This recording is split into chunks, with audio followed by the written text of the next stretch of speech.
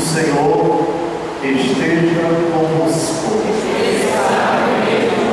Proclamação do Evangelho de Jesus Cristo segundo João.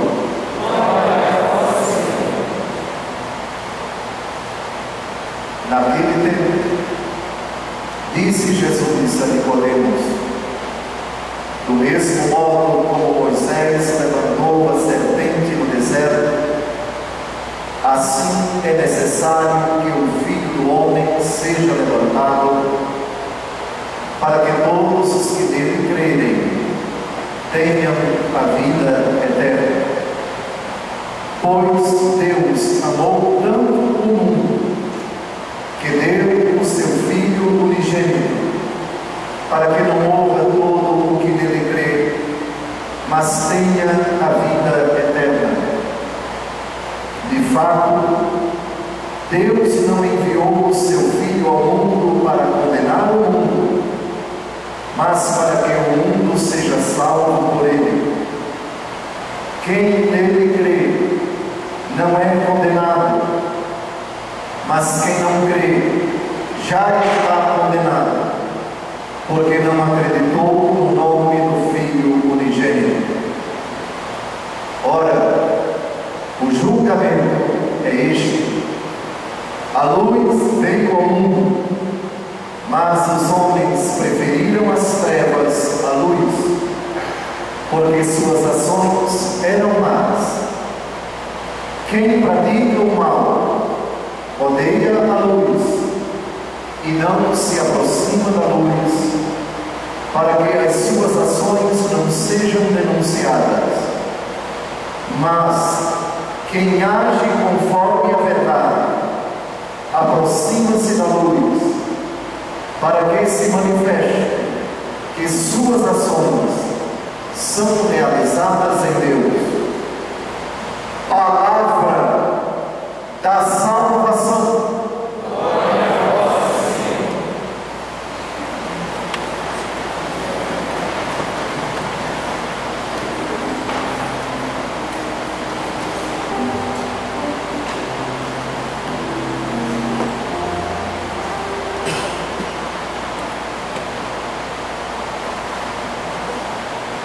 O quarto domingo da Quaresma é chamado de Domingo Letare.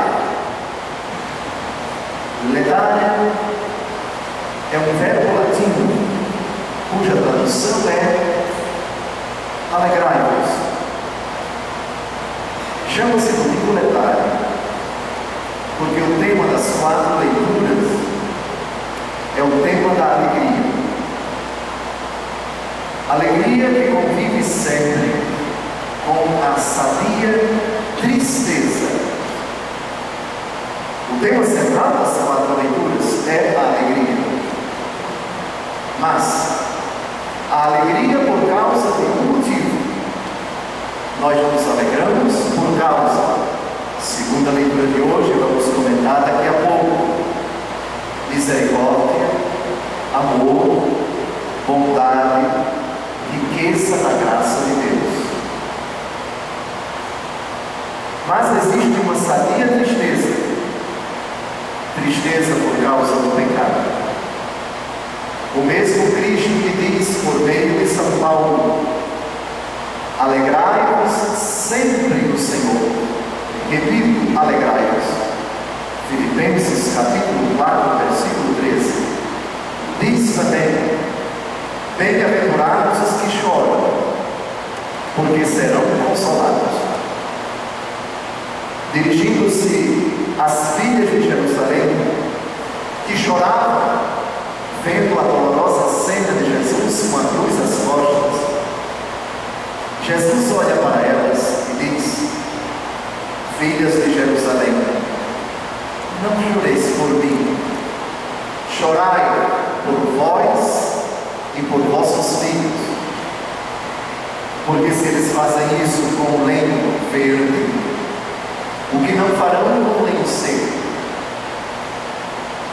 Jesus pede para elas chorarem, mas não por causa de outras pessoas. Jesus não precisa compaixão de ninguém, da dor de ninguém, ele estando sofrendo. Esse choro, essa solidariedade não interessam a Jesus. O choro que nos interessa e que Jesus pede que o façamos, a tristeza que ele recomenda que sempre existe em nós, é por nossa causa. Chorai por vós e por vossos filhos. Por isso coexistem perfeitamente alegria e tristeza. Deus não quer que ninguém chore. Cuidado com essa afirmação, a coisa não é bem assim. Deus não quer ninguém triste. Cuidado com a afirmação que você está fazendo, porque não é bem assim. Depende de que tristeza você está falando.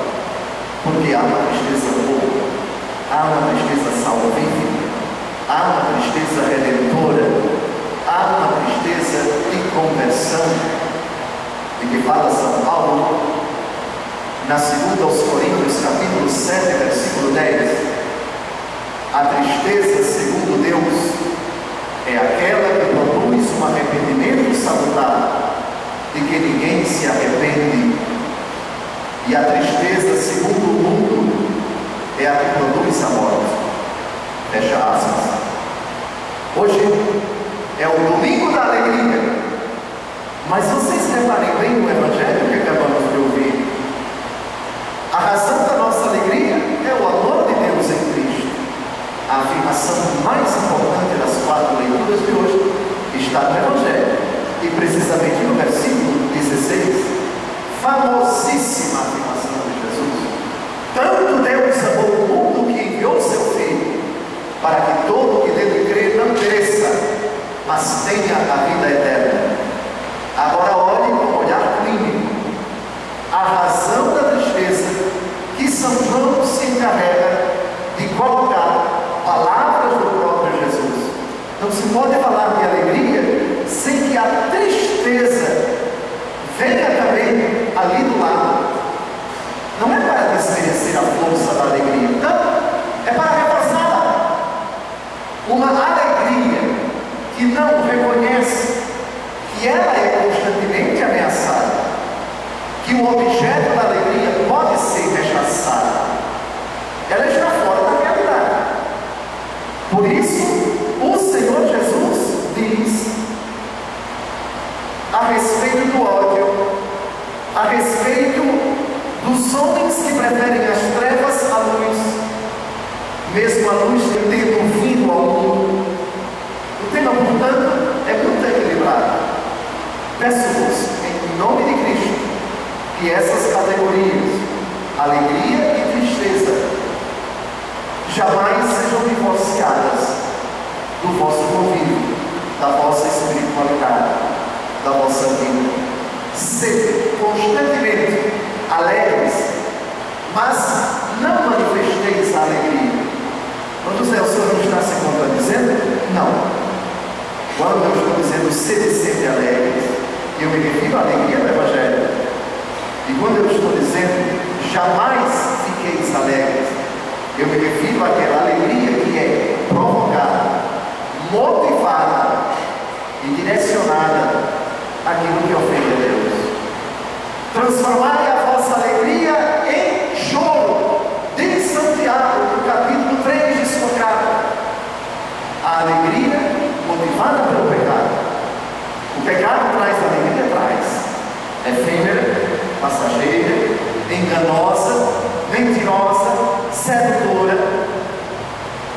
O alcoólatra sente alegria estando alcoolizado? Sente.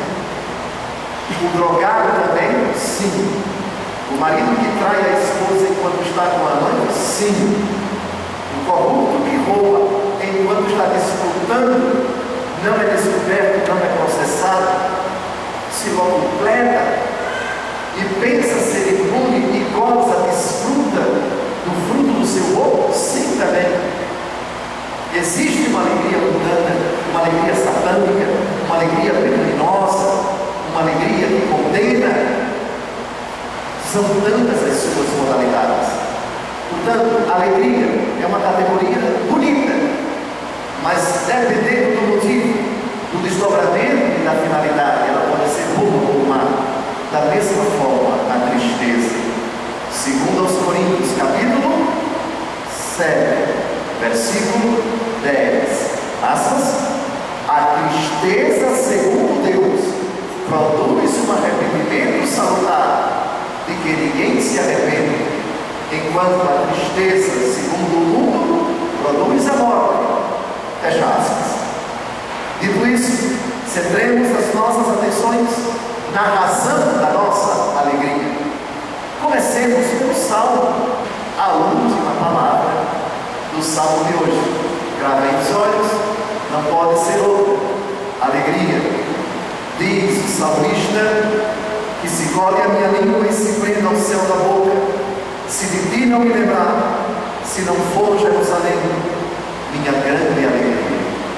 Amados, uma grande notícia vos anuncio. Deus sente uma alegria infinita por nossa causa. Deus se sente feliz pelo simples fato de existirmos. Esta alegria é eterna. Ou seja, ela não passou a existir quando nós fomos gerados no ventre de nossa mãe. Nós não éramos eternos, somos seres criados. O que é uma coisa criada? É aquela que antes não era e passou a existir. Os seres existem, os criados, somos nós os que não éramos e passamos a existir. E o ser incriado, Deus, que sempre foi e sempre será. Deus é eterno. Os anjos, criaturas, portanto, antes não eram e passaram a ser. Os anjos são criaturas imortais, nunca morrerão. Nós, no tempo, morreremos por causa do pecado. Mas essa realidade que vai morrer, vai um dia experimentar a ressurreição, porque Deus se compadeceu dessa realidade sujeita à morte, condenada à morte, encarnou-se e assumiu a natureza humana, por nós morreu e ao terceiro dia ressuscitou. E ressuscitaremos para não morrer jamais. Essa ressurreição será para a condenação, no caso dos que morrerem em pecado mortal, e a ressurreição para a vida sem fim, jubilosa, feliz com Deus, aqueles que morrerem na graça de Deus. Pois bem, antes de falarmos das razões fora de Deus que nos enchem de alegria, Deus que age, temos que constatar uma coisa. Na primeira carta de São João, capítulo 4, versículo 8, São João diz algo que, por assim dizer, sintetiza o ser de Deus. A afirmação é apenas esta: Deus é amor. O ser de Deus é amor. Então, José, pode um ser único amar se o amor não supõe um eu e um tu? Aí entra a Trindade. Na plenitude dos tempos, o Filho de Deus, segunda pessoa da Trindade, revelou-nos este segredo. Ouve, ó Israel, é a grande certeza do Antigo Testamento, o Senhor nosso Deus é o único Senhor. Deuteronômio capítulo 6, versículo 4. Mas Jesus nos revela: Deus é o único, Deus é um só, mas não é solitário. Ele é uma comunhão de pessoas, o Pai e o Filho. O amor de um pelo outro é tão forte, é tão grande, é tão profundo, que é uma pessoa. Entre nós, quando se diz fulano ama cicrana e cicrana ama fulano, os dois se amam. Ele a ama, o amor dele por ela é um sentimento. Ela o ama, o amor dela por ele é um sentimento.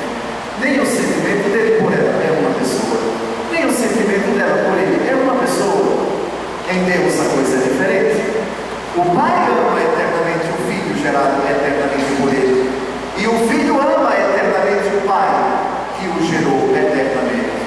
Só que o amor do Pai pelo Filho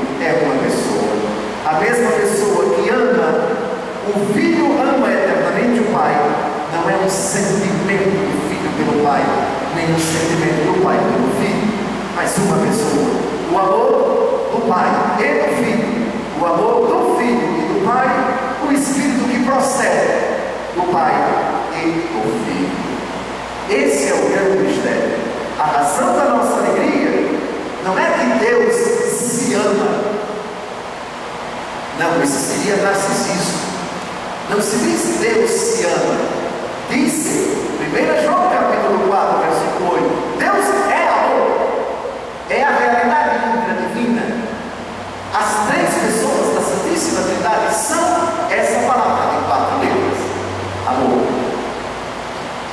Quando o amor decide sair de si, para usarmos a expressão de um grande cantor da minha terra, de Javan, o amor não cabe em si, o amor se revela, transporta. Aí temos a primeira prova, fora de Deus, de que Ele verdadeiramente ama. Qual é a primeira prova? A criação. Faça-se a luz. Deus cria o céu, a terra, Deus cria os animais, as árvores, tudo que povoa a terra, tudo que povoa os mares, os mananciais de água doce, que povoa os céus, o firmamento, as estrelas. Encantado com essa prova de amor, o salmista do Salmo 18 diz: os céus narram a glória de Deus e o firmamento anuncia a obra de suas mãos. Deus criou o mundo por puro amor, por absoluta gratuidade. Tudo o que procede dele, tudo que veio à existência, até os demônios, que não foram criados maus, foram criados bons, é prova do amor de Deus. Mesmo depois de terem se rebelado contra Deus, o amor de Deus que não volta atrás, que é irretratável, que não se transforma, que não muda, que não para, que não admite de forma alguma suspensão ou férias. Deus continua a amar aquilo que Ele cria. Por isso, não diz a verdade quem afirma que Deus se transformou e Deus teve um acesso de fúria, de cólera, quando o demônio se rebelou contra Ele e o expulsou do céu. Nada disso. Jeremias capítulo 31, versículo 3: eu te amo com eterno amor.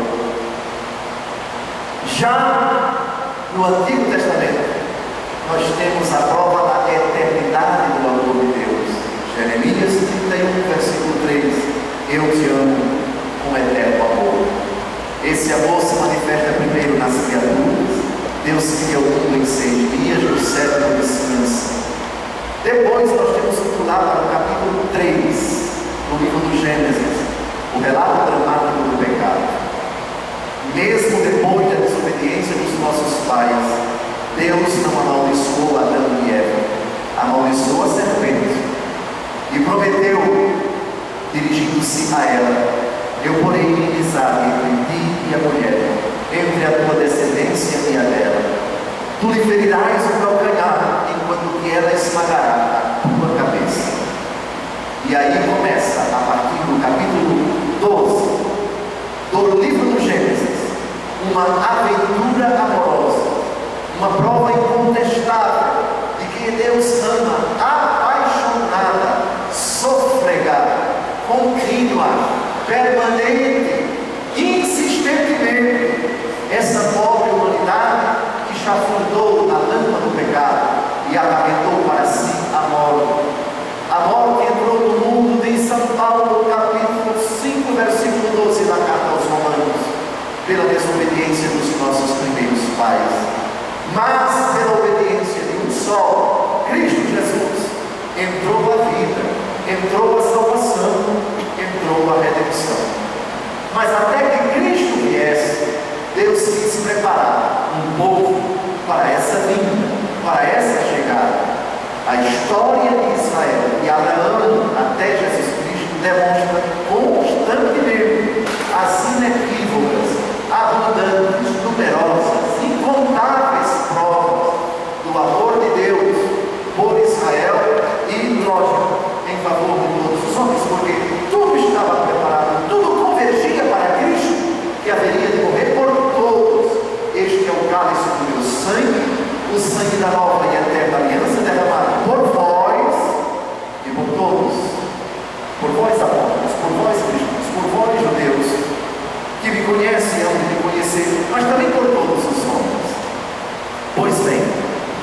história muito dolorosa, muito sofrida, uma história cheia de pecados, cheia de infidelidades, de incoerências, de rebeliões.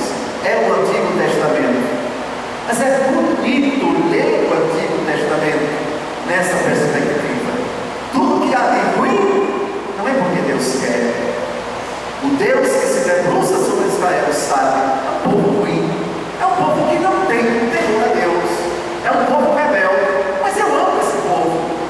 Mas como você pode amar alguém que sempre está virando as costas? É nisso que reside o amor, é nisso que reside a misericórdia de Deus, que é uma manifestação do amor muito mais incompreensível à luz da razão, muito mais estúpida intelectualmente falando, apenas como intelecto, que você se debruce sobre a miséria do pecado de alguém que não lhe dá a mínima.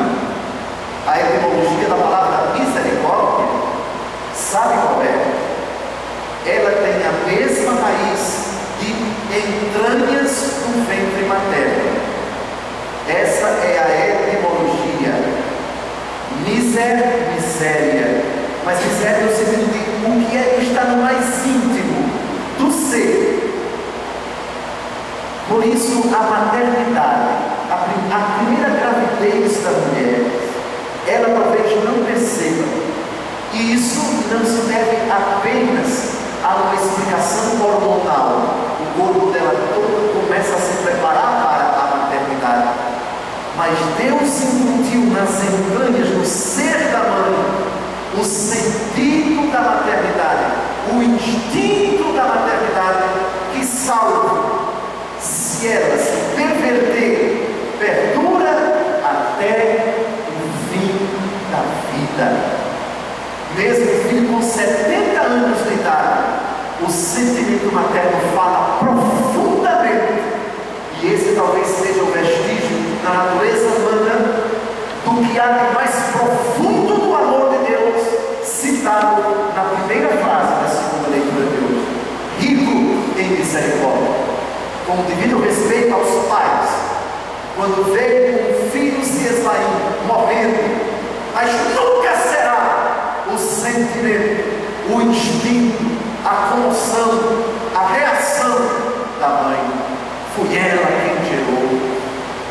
Foi nas suas entranhas que esse ser foi gerado. Há um filme que me toca profundamente, e nesse sentido devo parabenizar Mel Gibson, e proponho que nessa Semana Santa e já nessa quaresma vocês assistam o filme Paixão de Cristo de Mel Gibson.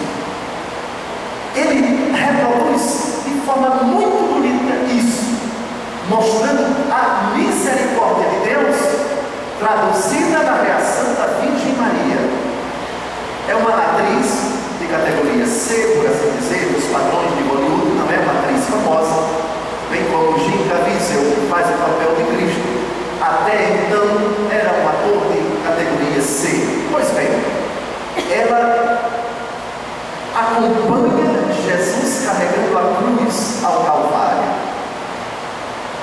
O sentimento dela, a reação dela, é algo comovente, algo raríssimo na cinematografia hollywoodiana. E aí aparece uma cena. Ela se lembra do seu filho, com 7 ou 8 anos de idade. Uma cena acontecida no passado. O menino Jesus leva uma queda, cai, a mãe, vendo o filho caindo, corre para ele e o abraça, e o aperta profundamente. Ou seja, façam tudo comigo, mas não façam com o meu filho. A mínima dor do meu filho é a minha. Meu filho sofrendo, não importa se ele é o culpado, é o meu filho. Agora multiplique isso pela infinitude. É o que Deus sente por nós. É lógico, as palavras, mesmo as que estão na Bíblia, não traduzem essa realidade do amor de Deus por nós. São Paulo foi muito feliz, mas mesmo assim, por serem palavras humanas, é palavra de Deus, mas é linguagem humana, não escolta essa riqueza. Deus é rico em em misericórdia. A ideia de Deus que pune, que castiga e que condena é absolutamente incompatível com esta doce convicção. E mais, diz São Paulo, por causa do grande amor com que nos amou quando estávamos mortos por causa das nossas faltas, Ele nos deu a vida com Cristo. Amados, sem que merecêssemos, sem que pedíssemos, Ele viu nossa miséria. Não há fossa mais férrea, não há poluição mais pútrida, não há imundícia mais grotesca na face da terra que possa se comparar com a nossa situação depois do pecado diante de Deus.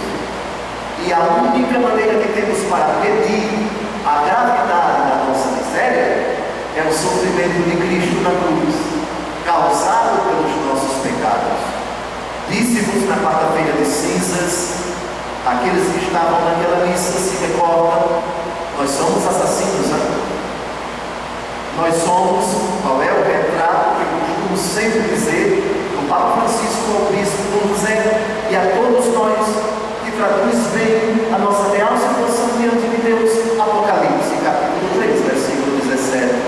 Tu não passas de um infeliz, de um miserável, de um pobre, de um cego e de um nu. Infeliz, miserável, pobre, cego e nu. Mas não há desmoralização maior para um ser humano que essa, e é o que somos. Pois bem, vejam a contraposição. De um lado Deus santo, do outro lado eu pobre e miserável. De um lado Deus rico e eu uma pobre desgraça. Um infeliz nas costas outras, como se diz na minha terra, Alagoas. Dom José, é assim, é assim mesmo. Não são palavras duras minhas, são palavras duras que se encontram na palavra de Deus. E a resposta de Deus por nós: por graça vós sois salvos. Aliás, gravem nos olhos na segunda leitura de hoje e vejam quantas vezes aparece essa palavra graça. Ela aparece 3 vezes. Por graça vós sois salvos. Deus quis mostrar através dos séculos futuros a incomparável riqueza da sua graça. Com efeito, é pela graça que vós sois salvos, mediante a fé. Graça, presente, favor, algo que não é merecido, algo que jamais pode ser reivindicado.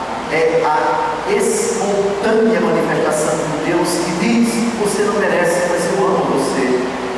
Você não fez por onde merecia, mas eu morro por você. O que você merece, na verdade, era nem existir. O simples fato de existirmos já é prova da graça de Deus. Porque se somos aquilo que falei ainda há pouco, infelizes, miseráveis, pobres, cegos e nus, o simples fato de existirmos já é um favor de Deus. Se nada podemos fazer para nos justificar, somente pela graça. Ó Senhor, agora eu entendi o que é a graça, o presente, o favor. Mas eu te insultei, eu te amo. Mas eu te magoei, eu te ofendi, eu te traí, eu te causei sofrimento, eu fui o responsável por tua morte.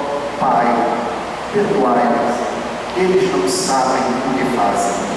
Pois bem, é Ele quem nos fez, fomos criados em Jesus para as boas obras que Deus preparou de antemão para que nós as praticássemos. Bem, o favor de Deus, a graça de Deus em Cristo, que cancela os nossos pecados, e isso foi operado pela primeira vez no sacramento do batismo. E cada vez que caímos em pecado mortal após o batismo, temos a possibilidade da Igreja Católica de recuperar a graça perdida, o arrependimento e a confissão no sacramento da penitência, para restituir em nós essa graça que nos foi concedida livremente, docilmente e merecidamente, abundantemente, fartamente, tantas vezes nós o desejamos. Já na primeira leitura de hoje, e aqui temos que acrescentar uma manifestação desse amor, dessa riqueza, dessa graça, desse favor de Deus, tão belamente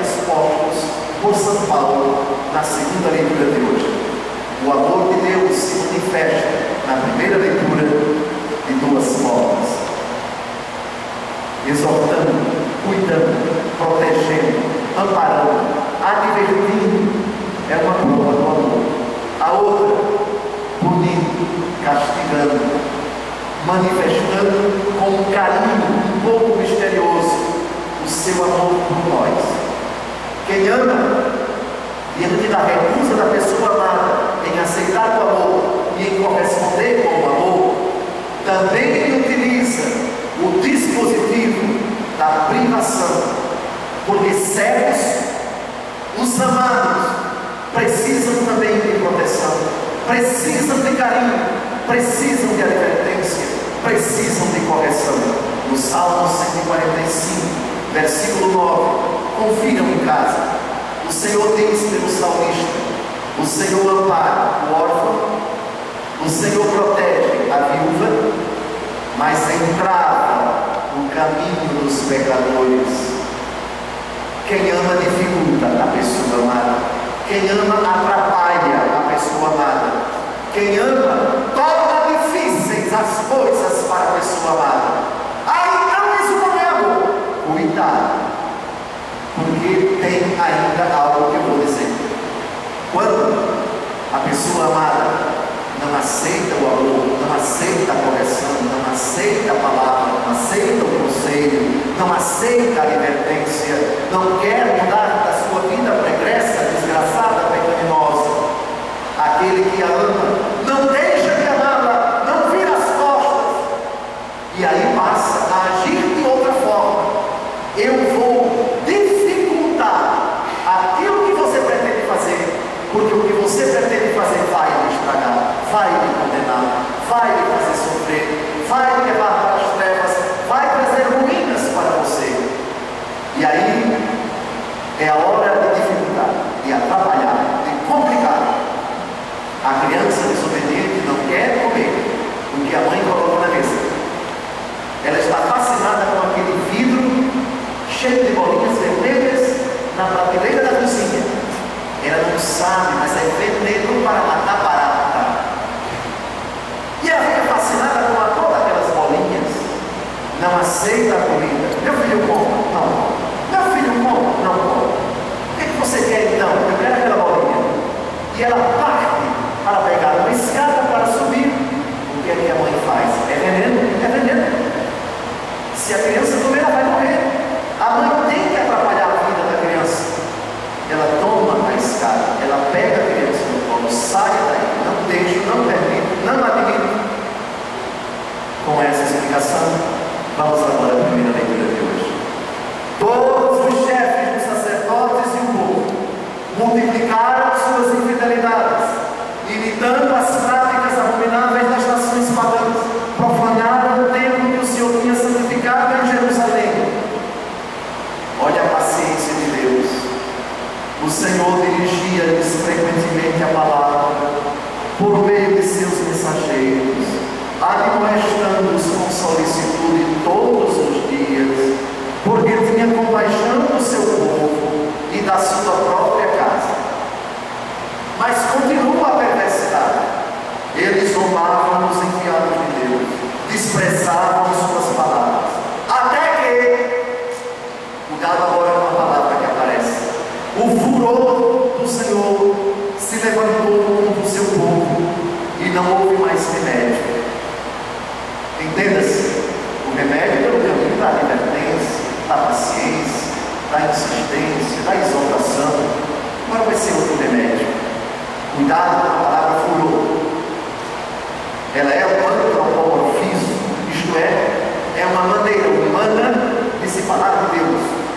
O Apocalipse diz, nos capítulos 6, 7 e 8, quem lhe escapará da ira do Cordeiro? Jesus é o Cordeiro de Deus que tira o pecado do mundo, e ele virá com ira para julgar os vivos e os mortos. Todos prestaremos contas diante dele. Ora, ira aqui não é no sentido pecaminoso, é no sentido da manifestação da sua justiça, que não compactua com o pecado e que retribui a cada um de acordo com suas obras.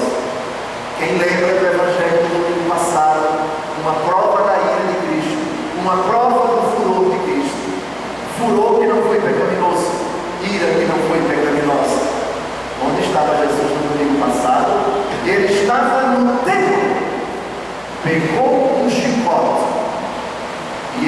sou os vendilhões do templo.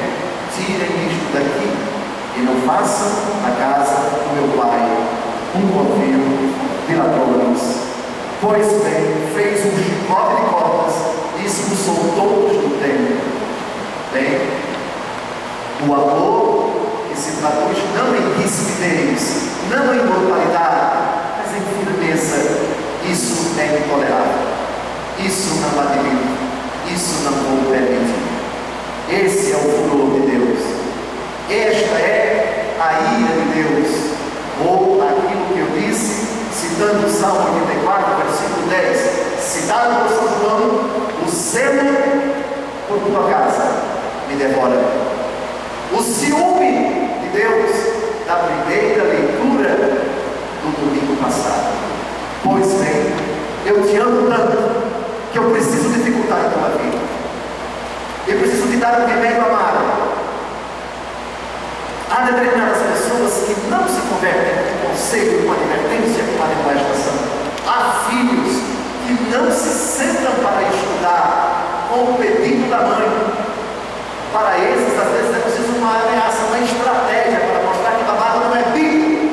Está cortado a mensagem, está cortado o carro, está cortado o fim de semana. É prisão mesmo. É isto mesmo. É assim que eu vou barganhar com você. Férias, no fim do ano, passe de ano, cara. Senão, não vai para o Rio, não vai para nenhuma instância hidromineral que você gosta tanto, não vai nem sair com os colegas. É assim. A senhora está sendo muito dura. Eu te amo, meu filho. É por amor. Tu não compreenderás isto agora, mais para frente. A respeito disso, tem uma pequena história para vocês. Um fulano indignado com Deus e foi reclamar para ele: eu tenho uma queixa contra ti. Hoje tudo deu errado na minha vida. Pela manhã, o carro não funcionava. E eu fiquei indignado. O Senhor não permitiu que eu saísse de casa para me divertir. Tem uma outra reclamação. O meu celular não funcionou. A bateria deu um problema tremendo. Tem uma outra coisa para lhe dizer.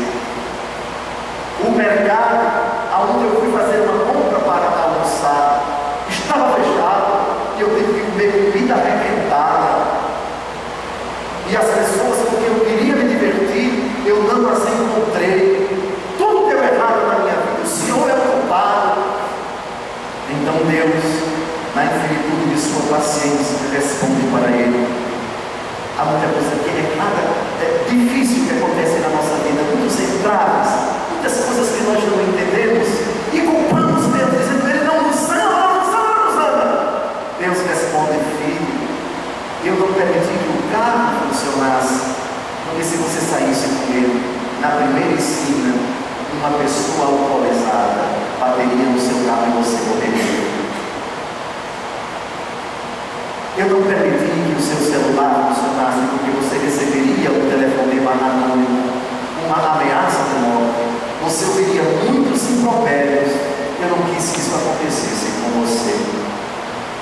Eu não permiti que o mercado estivesse aberto, porque a comida que você queria comprar estava estragada, estava vencida, e se você comesse, você teria uma terrível doença e provavelmente você morreria. E os seus amigos, seu proibido, você de encontrá-los, não quis que você se encontrasse com eles, porque no meio deles havia um que morria de inveja de você, de que estaria embriagado e que mataria você. Uma pequena história para mostrar que determinadas coisas acontecem, que determinados entraves acontecem e que nós não compreendemos. E na ótica de Deus, Ele sabe. Foi por amor que eu fiz isso. Eu não permiti, eu dificultei, eu atrapalhei a sua vida, justamente para que não lhe acontecesse o mal, para que uma tragédia não se abatesse na sua vida. Eu quero dizer isso para muitas pessoas que terminaram o seu namoro e o seu noivado e estão achando que chegaram ao ápice do sofrimento, da angústia e da aflição, que não foram amadas por Deus, que Deus as abandonou.